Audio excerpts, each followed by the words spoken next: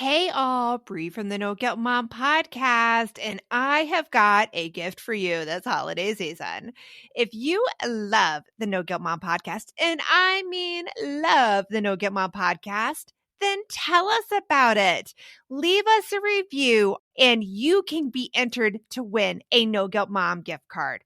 All you have to do is leave a review, take a screenshot, and then simply go to noguiltmom.com/review to enter our giveaway for a free No Guilt Mom gift card, simply for telling us what you think about the podcast. It is amazing. But don't delay. Get right on this, as we're going to be giving away that No Guilt Mom gift card on December 21st. So get right on over and visit noguiltmom.com/review. Welcome to the No Guilt Mom podcast. I am your host, Joanne Crone, joined here by we had a really good adjective for Bree and I can't remember it. Tucker! Hello. I forgot we did talk about it yesterday. We were like, we talked about it yesterday. Was it insightful or healing or, I mean, you're healing from COVID. I think it was congested, honestly. Congested Bree. Yeah.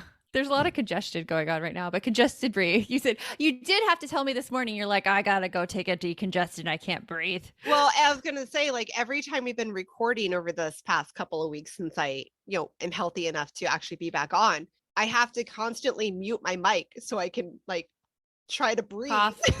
Take it off. Yeah. Take everything out. All the gunk in your system. It's crazy. The allergies, there's smoke in the air, there's COVID, there's all the good stuff. It's just hard. Breathing is hard. Who would have thought breathing would be hard? It's supposed to be easy and automatic. I know. It's not fun. But if you say something as easy as breathing, no, actually, it's not. I know. It's not anymore. No, people, it is not. But I'm just looking forward to being done with everything. So. Yeah. Done with everything. You know what I'm looking forward to? Being done with summer. I know, right? Well, and again, we're here in Phoenix and our kids start school in July. So summer is pretty much over for me as far as I'm concerned. It's so funny though, because my son was like, oh, summer's going so fast and I hate that it's going so fast. And I'm here thinking to myself, I love that it's going so fast. There's been a lot of challenges this summer, I think, in both of our households, which has made it that the summer is not hard for anybody else. It's hard for everybody. But it just feels like this summer, especially, there has been a lot of challenges in our households. Well, it's also and this actually ties into today's topic of the episode, but when kids are home all summer and I work from home, I am getting so mentally exhausted by the mom, what can we eat questions. They come in and they're like, we don't have anything to eat. And then I'll list oh, there's a banana. There's some apples in the fridge. No, I don't like any of that. And you're just like, I don't know what I can do for you, kid, because you have food. You're not going to starve. And yet you won't take any of my suggestions. I do agree. Getting the kids to eat over the summer is so much more stressful, especially if you're somebody who does work from home, because we have a system set up, right? Do we not? I have a very set system that I do and the foods that I need. And I never had to worry about the kids because my kids are in high school. They either packed their own lunches or they would buy at school. All of a sudden now I have to find, right? Stuff that they can make on their own because I'm still working. I have my own system. I don't have time to stop for you. And I know it sounds so unloving. Go, kid, off into the wild. Okay, the wild boar down the street. Oh, come on. He's 15. That's life skills. I got a 15 and a 14-year-old. Hunting for food. Ooh, gathering. You know what? I wonder how they would do gathering here in the Southwest. What would they even gather? I don't think there's anything in edible in our region. If they wanted to break open a cactus and use it for water, that would be a good life skill. Well, there's the prickly pear fruit from the cactus. There's that. And they eat some of those roadrunners. So if you can catch one of the roadrunners out here, get that sucker down. But anyway, roasted roadrunner. They could put a spit in the backyard. We could teach them spit cooking. Or you learn how Our to kids would be barbecue. like, our kids would be out in the backyard, and the neighbors would be like, "What you doing?" They're like, "We're roasting some Roadrunner," Mom and the said neighbors we're like on our own. slowly go down the You wall. walk away. Never mind. But that is how it feels. Kids are just trying to get them to eat what you have or to come up with things on their own or to have not even on their own even, but just having a more Mhm. involved aspect of it. It takes work. It does. It does, and it's hard to be like, "Oh, you should just let them eat whatever." And it's like when I let my kids eat whatever, or when I like not eat whatever, but like go find something for them to eat, it's like a nonstop interruption. It's like, no, I need food now. And then like the crankiness starts. And then like those emotions go so that they become so overwhelmed that they're not able to bring themselves down to actually find food. And it's Right. such a hard scenario, I think. And I think so many parents share it as well. Well, and I think it's also hard too if you're somebody that suffers from being hangry, which you and I both Yeah. do. Our heart kind of goes out to them. Like my frustration level just like shoots up real fast because I'm like, all right, I know what it's like. I know you're hangry. Just and then you're almost just throwing food at them. Here's a Pop-Tart. Here's Put it in your mouth. Here's Just a put it in your mouth. kid. If you're not going to eat the healthy stuff, just take this. But I digress. Yeah, but we have 5 tips that Bree and I use in our houses, and know that the frustration is always going to be there, but these things help make it just a little bit easier. So I look forward to that in today's episode of the No Guilt Mom podcast. This episode of the No Guilt Mom podcast is brought to you by Hamper. Oh my gosh, Bree, I just got back from it was a great vacation. But we have a ton of laundry. And I the hate worst thing that. about, getting back from vacation and having so much fun is like you have to go back to all the chores that are now like quadruple the size that they usually are because you have like 2 weeks worth. And one of those is laundry. And for that, we're going to pack up our hamper. We're going to pack up our hamper, put it in our little like hamper bins, and I am going to have somebody else do my laundry for me. That's perfect. Like I have used this too. Like when we went on vacation back in May, it was crazy coming back. You just have a million things you have to do, right? You come Mhm. back from vacation, you have to go grocery shopping. You have to, if you have a pet, pick them up from wherever they're at. You got to do like all the laundry. And I say you got to. It's not all on our shoulders, but it's still a lot of us are the planners in our family. So a lot of it does land on our shoulders. And Hamper helps out so much. I love it because all I have to do is I'm just going to stuff it in, and then 24 hours later, it comes back to my door nicely folded. Sometimes, like my washers, they leave me little notes and cards. Do you get the thank you cards sometimes? I have. And actually, you know what? Even one of my washers was a Mary Kay consultant. So I got some Mary Kay Oh. swag. Ooh. That's pretty nice. So if you want to outsource your own laundry, make sure you go take advantage of Hamper. That's HAMPR. And you can use our code NOGUILT10 and get $10 off your annual Hamper fee. It's just an amazing, amazing time-saving thing. So go do it. And now, on with the show.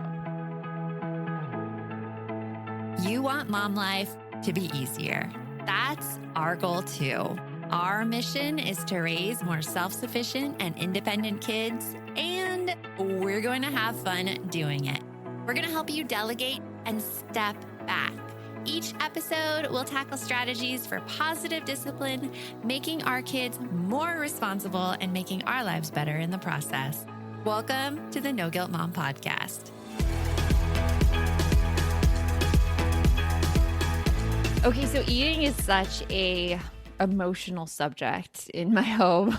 Like, I don't know why it's this emotional. Maybe it's like all of the feelings I have attached to food. Like you said, Brie, being the hangry, figuring out like what actually satisfies you and what like you want to eat. And I think the picky eating, it never goes away. It never goes away. Like I think as adults, we're picky eaters. Kids are the picky eaters. Teenagers get to be picky eaters. And whatever stage of life that you have, whatever age you have, you're probably dealing with picky eating. Yeah, I think that is true because you have to look at picky eating as it moves in different phases, right? And this, we've talked about this before, and I say this to you all the time. I think every mom has to have a mom friend that has older kids because you need that person that's down the road that can be like, don't worry, you're in phase 1 right now, but you'll get to phase 5 really soon and it'll be way better. I feel like I fulfill that role for my sister with her almost 3-year-old, my nephew, I where bet she's you just do. exhausted all the time. And I'm like, it's okay. It's going to get better. It's going to get a lot better. Okay, This I is have to hard. say, your sister is lucky. How many people get to have like no guilt mom as their sister there? Like the amount I of don't know if she would resources. agree with you on the lucky part, but Oh, a lot of times where like being the bossy older sister, you're still always the bossy older sister and you don't get listened to ever. I'm used to that though. And I'm just like, well, whatever. It's okay. I'm right. You can just do it. I'm just right. My son is playing a game right now on his computer where he's a thief and the cops are after him. So I'm so excited about this new app, Give As We Grow, where instead of being the quote unquote bad guys, kids are practicing giving back. That is so cool, Joanne. I really wish that there was something like this when my kids were younger that got them excited about giving back to others and helped them build a better understanding of what it really means to volunteer. Give As We Grow is the first of its kind free educational mobile app for children ages 8 to 11 that teaches kids via fun, service-focused mini-game quests to tap into their unique talents and interests to help others. And did you know that studies show that there is a biological connection between generosity and happiness, and that volunteering improves people's physical and mental health? I mean, kids who volunteer typically do better in school and are less likely to engage in risky behaviors. And that is something that I think we all want for our kids. Ready to spark a new movement in generosity? Find and download Give As We Grow for free in the App Store for Android and iOS. And for resources for the whole family, visit giveaswegrow.org. We're hitting that time of year where my brain gets so overloaded in December that I look for anything to make life easier. And I have to say, Brie, that Green Chef is one of those services. Yes, Green Chef is there to take away the dreaded, oh my goodness, what are we going to eat for dinner tonight? You can eat clean all holiday long with over 80 weekly meal options each week, featuring things like quick and easy, protein-packed, calorie-smart, or my personal favorite, the keto options. And you don't have to lose track of healthy eating habits during the holidays because every Green Chef customer gets a free session with one of their registered dietitians who can walk you through how to make clean eating work for you, which is very cool. And I have to say that I have been loving their recipes lately. They put things together I have never thought of. This week, we're trying the lemon basil caper pork with sauteed cauliflower, bell peppers, almonds, and feta cheese, my favorite. Their recipes make it so easy to support my wellness goals without skipping on flavor. For Green Chef's best deal of the year, get $250 off with code NGM250 at greenchef.com/NGM250. That's greenchef.com/NGM250. And don't forget to use that code NGM250 to get $250 off. Green Chef, the #1 meal kit for eating well. well, I will say, being the youngest of 3, and both of my sisters have kids. One of them had all of her kids before I had mine, and then my middle sister had hers last. It is nice that we can all call each other and we all have like these different perspectives. But it's funny you say that because I'm pretty sure when we talk to each other, there are plenty of times we have gotten advice from one another, and that advice is exactly what made us go in the opposite direction and be like, Yeah. nope, that's not what I'm doing. I mean, that happens. It yeah. happens in families. And in terms of picky eating, it's so funny. I can't even offer her advice on this because my nephew is not a picky eater. Like just 2 weeks ago, Lucky she ordered her. sushi. I know she ordered sushi, Brie. Sushi. I love sushi. I love it. And my nephew's like, avocado rolls. And he's eating these things. And I'm like, I know Brie's eyes. I know. How did she do that? And you know how she did it? She just never fed him like normal food, like baby food. She never fed him like baby food. She just fed him everything that they were eating. And sometimes that works. Like with Eric, we did that. We did the baby-led weaning. We just fed him everything that we were eating. And I think it just all goes sideways a little bit as soon as they enter school and they're around other kids. And the parents are no longer in control of all of their dietary intake. And here I go. I go down the path, and then they get like all the sugar and see all the like snack bars and the granola bars. They learn about all the other stuff that we had hidden from them that they didn't know really existed. Or you have the kid like mine's like, she would trade, or just friends would just give her extra stuff from their lunches. Oh, here's a ding dong. Yeah. The underlying message is that we as parents do not have complete Right. control over what our kids put in their bodies, what they eat. Exactly. So I want to give a little bit of background on this episode. The reason we decided to do this topic was we were having a conversation about our podcast episodes, and Christina, who is our head of customer service here at No Guilt Mom, brought up a really great question. And she was saying how the picky eating is driving her nuts because they're not eating healthy. And she was like, help. And I think if you see all the images out there of especially like Instagram or Facebook, and you see, oh my gosh, my kid likes this, or my kid is eating this way, like it's really easy to compare as a parent and think that everybody else is eating healthy when your kids aren't. But Yeah. it's just not true. Like, Yeah, we're telling you that's a lie.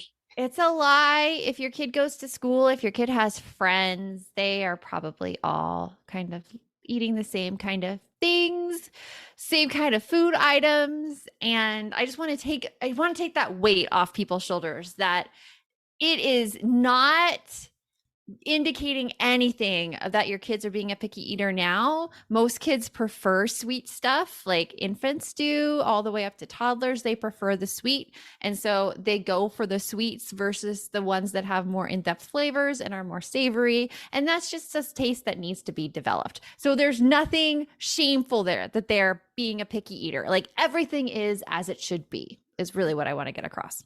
Right. No, 100%. And I think that so many of us, when our kids are younger, we think it's a now or never thing, right? Like, Yeah. if you're so tunnel vision into where you're at, you're like, oh my God, I have been trying so long to get my kids to eat veggies with their dinner or with every meal, if you're really good about keeping on top of that, and they won't eat it. So then you roll into the whole, now they're not going to get their nutrition. Now they're going to be underdeveloped. Now they're only going to eat Cheez-Its and goldfish and, chicken nuggets for the rest of their life. If I can't get them to eat vegetables right now when they're 5, it's okay. It's not, Yeah. that's not how it's going to go down. We promise you. Or even like the little minimal thing, like, oh my gosh, if they don't get a healthy diet right now, they're going to be more prone to illness and they'll miss some days of school and we'll have to go to the doctor. And like all Right. of those little nuisances that really creep up in life, like you think the solution is them becoming less picky, when really it's to control. We need to release that control a little bit. So let's get into these things that you can do and that you do have control of when you have a picky eater in your house. So number 1, Brie, what do we have? Number 1, like we've been saying, you need to focus on the overall diet rather than the specific foods that your kids are or are not eating. Mhm. So like we said, like sometimes you just get so stuck in the weeds. Like that's all you can see is that, again, at dinner time all week long, my kid has not eaten any vegetables, and oh my gosh, I'm never going to get over it. And maybe they haven't eaten their vegetables, but Mhm. there's other things that they're doing, like in their diet. Do they eat fruit sometimes? Do they eat whole grains sometimes? Like, are they eating I nothing like but that chicken word. nuggets? I like that word sometimes. Yes. Like we're not going for a perfect thing. We're like, Yes. do they try variety of foods sometimes? Right. Are you if you really look at your child's diet, take a step back and be like, okay, are they drinking Coke every day at every meal? No. Okay, parent win. My kid is not drinking soda at every meal. So there's some positives, right?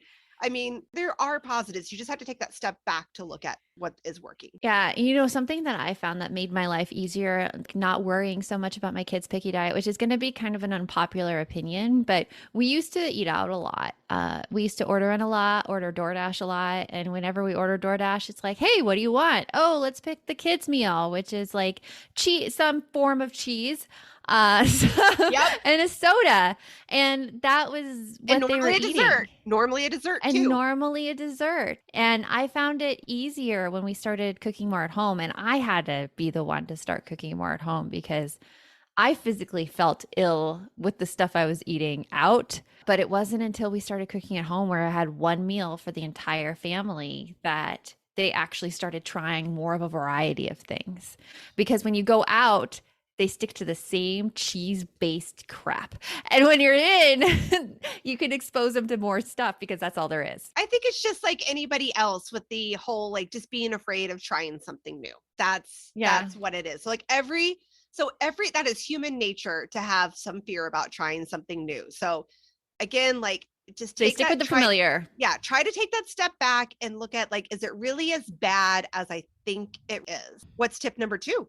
Is have the healthy foods available. Like this was something that I was told by our pediatrician, like when my daughter was younger and I asked about eating and picky eating. And she's like, you don't have to force feed them. Like you don't have to say, oh, just take 10 bites of this or try one of this. Like you don't have to do that. You just have to have it there and have it available. And it's their choice then to try it. And that was so freeing that my only job as a parent was I just had to put it there. And if they didn't need it, they didn't need it, but they had it available to them. Right? Like, I think that is a huge, huge win right there. And another one that is like, and taking that like a little bit of a step further is not only having them available and having them there so that your kid can see them, but have it so they can actually get to them. That was a tricky one for us. Way back when my daughter was little, trying to get her to eat carrots. That was the only vegetable she would eat, right? At meals, she would eat carrots, but I never had it where she could get to them. They were wrapped up in a bag in the vegetable drawer, like in the crisper, like at the very, very bottom. So if she ever had a hankering for carrots when I wasn't putting it on her plate, girl couldn't get to them. So that has been a huge change. Like that's something that we've actually changed in our household, where I try to make sure that any healthy foods that we have, non-overly processed, it's in a spot where my kids can easily grab it.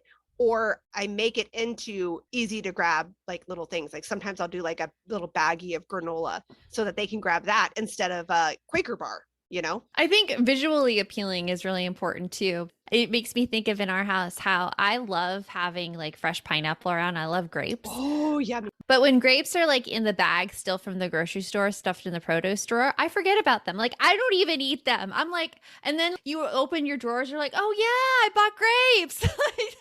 or the pineapple. That happens to me. Like I'll slice up the pineapple. I forget it's there because it gets piled under stuff. And then I open it up and I'm like, ooh, it's brown. No, thank you. So like just moving the foods, like the first thing I do with grapes is I just rinse them and I put them in a Ziploc bag and we put them like in the fridge, like where you see them first thing as soon as you open the fridge. And then pineapple, I have these cool containers that look very, very pretty. They're like a Tupperware container, but they have a tray at the bottom. So like all the water collects from the juice. So you never get soggy fruit. It's amazing. Game changing. But my daughter puts them back in the trays like all lopsided. I'm like, you don't get what this is for. But but having the pineapple right there, like looking so pretty and so delicious and being just easy to pop out and just eat right out of the container, it's getting my daughter at least to eat that fruit. She like, I see her come into the kitchen, she pulls out the container and she's eating a pineapple because that's the easiest thing. Right. And I think that brings up a really good point too. Like if you've heard us, we've been talking about having it available, having it easy to see, but that's another thing to think about. Kids are really, really visual. And a really great thing I found when I was like researching different ways to get your kids to eat healthy, this was like a of course moment. It said try deep yellow or orange colored vegetables instead of the green vegetables. Because if you have a kiddo that you've been trying to get to eat veggies, like broccoli was always tough in our household. My ex-husband was the only one that liked it. I couldn't even stand the smell of broccoli. And my kids would never touch that from like a mile away. I could not get them to eat peas, green beans. And now granted, I'm not saying give up on green vegetables because they are important and they have a lot of nutrients in them. But if it's not working, try different colors. Like maybe sometimes it's a visual color thing. They're like, ew. Hey, Aubrey here, and I wanted to share one of my favorite gifts to give during the holiday season, a Storyworth book. It is the most amazing gift ever. Storyworth is an online service that lets you create a special and unique gift of someone's story. I've given Storyworth books to both of my parents, and it has been their favorite gift, hands down. And did I mention it is so easy? Storyworth emailed my parents questions every week that I handpicked from their massive list of questions that they have. All my parents had to do was open their email and answer them. That easy. I asked my dad questions like, did you have any rules that you set for yourself as a parent, which you immediately broke? And he did. I even asked both of my parents, are you more like your mom or your dad? And they shared a lot of really amazing qualities that I didn't know about my grandparents at the time. Then at the end of the year, Storyworth compiles all of their answers, puts them into this gorgeous book that covers everything. My parents love showing us their books, and I personally love getting a chance to read them. With Storyworth, I am giving those I love a thoughtful and personal gift from the heart that preserves their memories and stories for years to come. Go to storyworth.com storyworth.com/NGM and save $10 on your first purchase. That's storyworth.com/NGM to save $10 on your first purchase.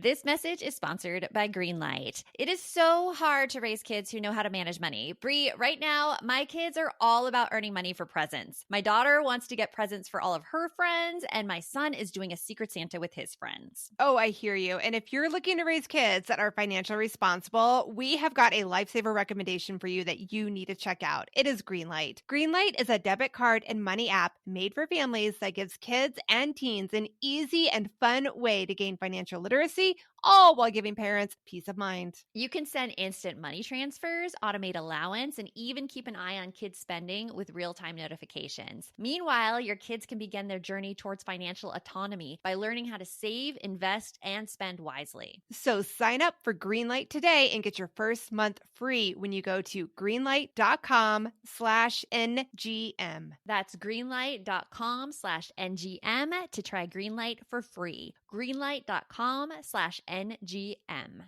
And also go for stuff you like, because you talking about green vegetables, Brie, it makes me think that you do not like these green vegetables. And that's okay. That's totally okay. I'm fine with them now, except for broccoli. Broccoli is still my nemesis. Cannot Broccoli has stand a buttery taste. It just melts in your mouth. Oh, if we had video on this. I am It's gagging. so good. It's so good, Brie. No, thank you. No, thank Embrace the broccoli. you. Goodness gracious. It's All funny. right. Josh, my husband used to hate broccoli too. He used to hate it. And he found that when he changed his diet and took out the processed and the heavily fat stuff, his taste buds changed. It's the weirdest thing. Oh, I And agree he likes with broccoli now.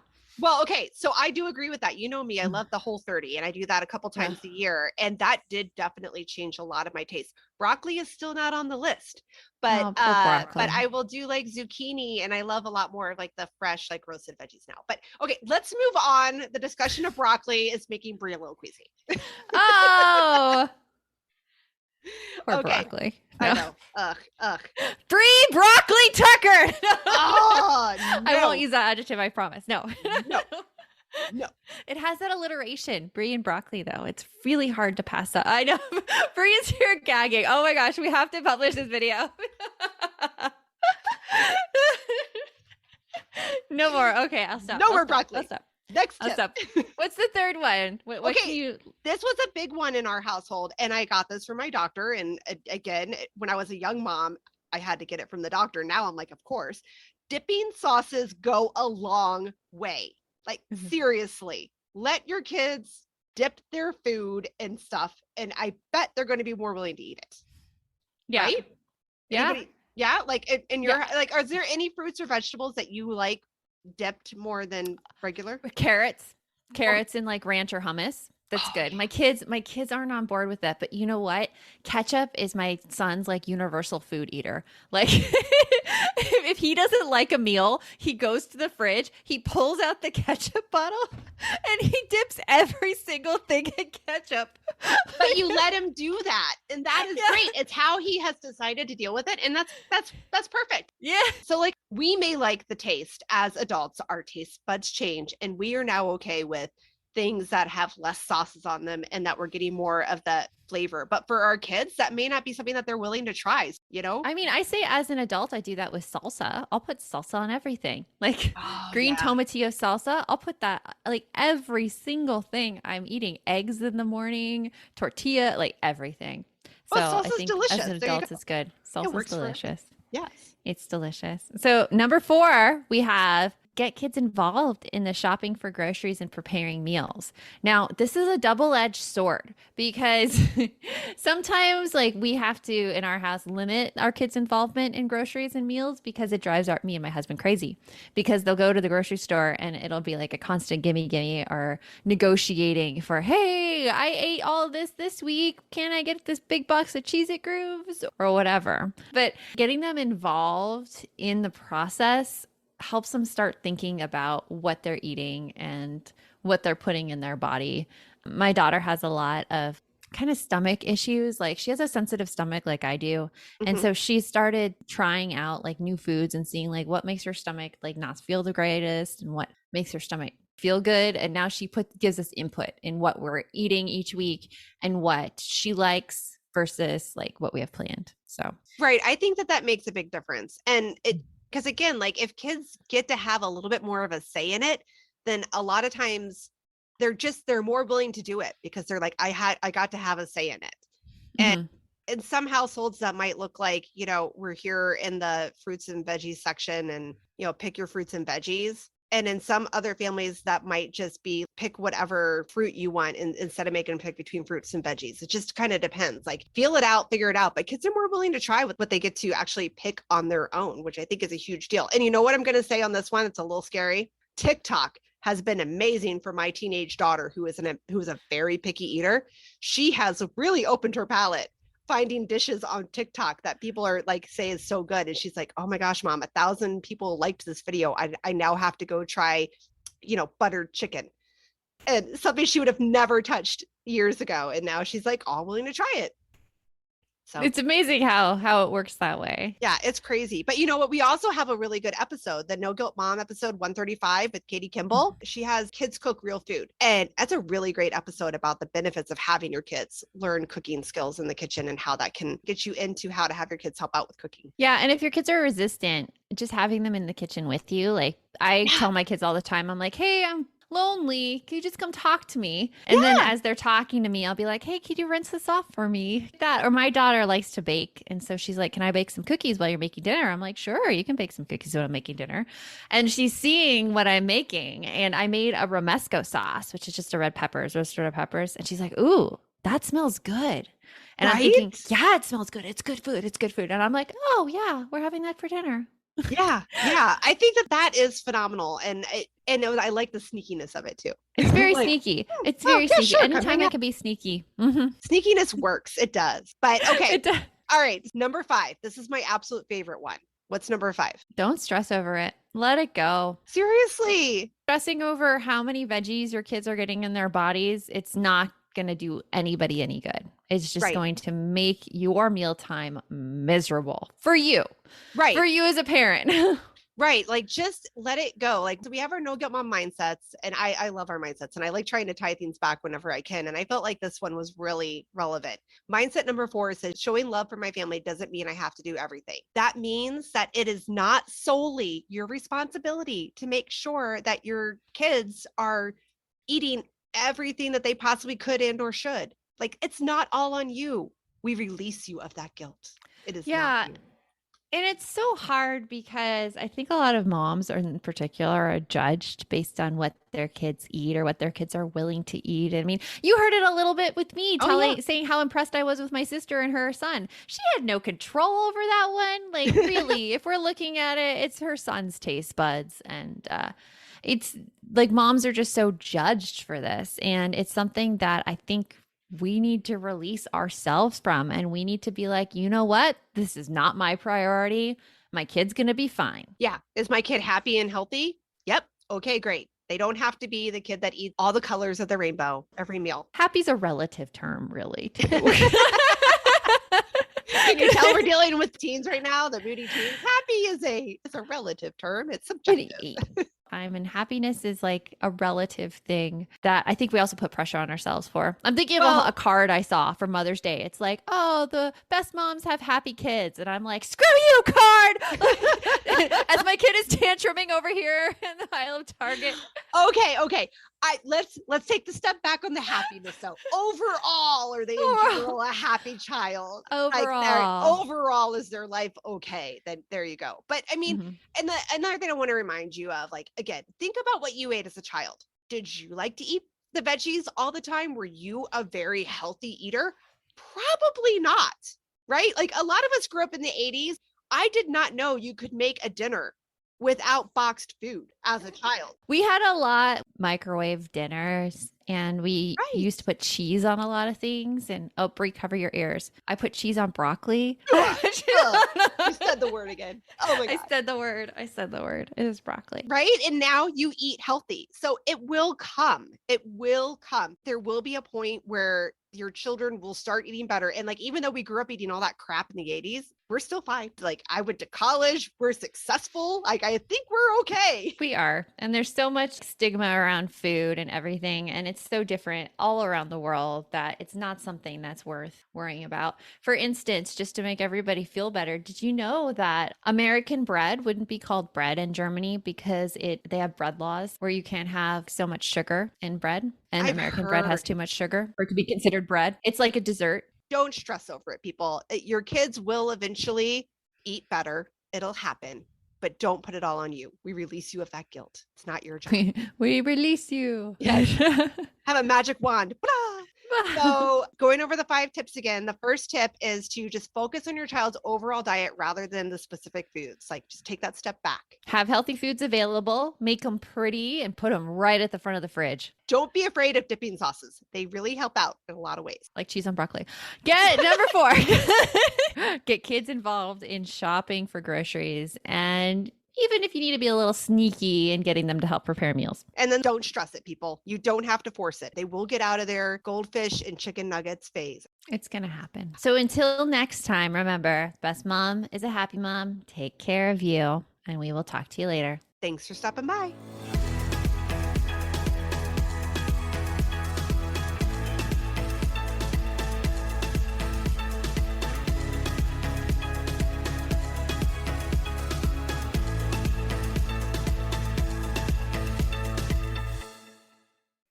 Are you looking for something to listen to with your whole family? Then check out 6 Minutes, produced and created by Gen Z Media. With over 200 twisty, cliffhanger-filled episodes, 6 Minutes tells the story of 11-year-old Holiday, who is pulled from the icy waters with no memory of who she is or where she came from. 3 years ago, Brinley Pasternak helped the Anders family uncover the truth about Holiday's past. Now she'll need them to help her find the truth about hers. In 6 Minutes Out of Time, the long-awaited sequel, Cyrus Anders is found unconscious near the mysterious Elixir Academy in Florida, and Brinley learns the school may have a shocking connection to her missing mother. Dive in now and get the most downloaded family audio adventure in history.